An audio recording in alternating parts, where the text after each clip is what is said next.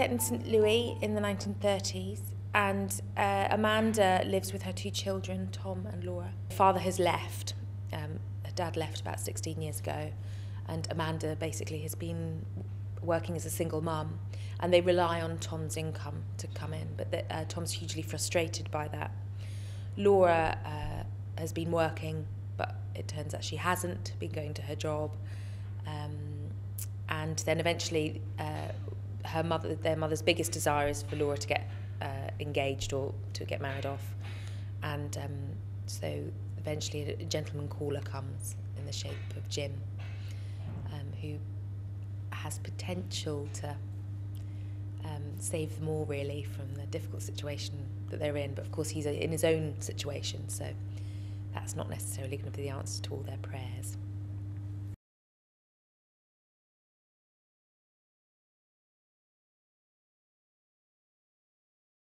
Tom's very brave.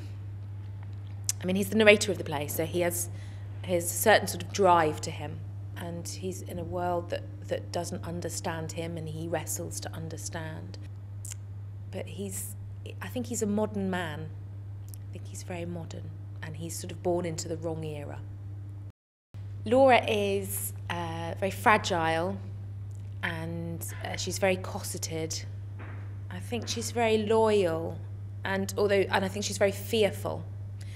But although she's fearful, I think she has hope in there. But I think she's very frightened because of her sort of upbringing. But I think she also has the ability to be very charming and very, very funny as well. Jim is very robust.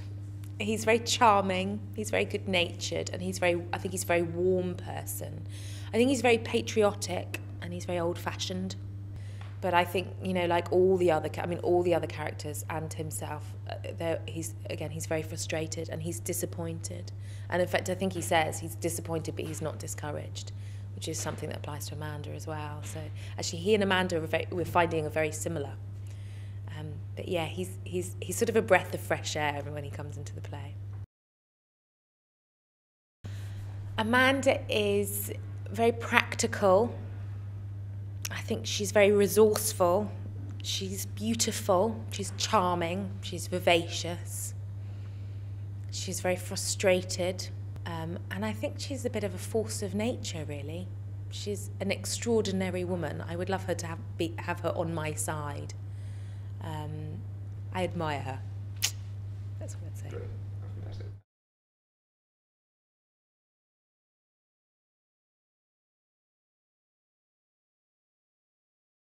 It's really interesting because on the surface, Amanda's relationship with her children is very manipulative and destructive and really not very nice. I mean, she's constantly nagging them, and telling them what to do and instructing them constantly about what they should be doing and what they should be thinking and where they should be, and it just doesn't ever seem to listen to what it is they really want or their concerns.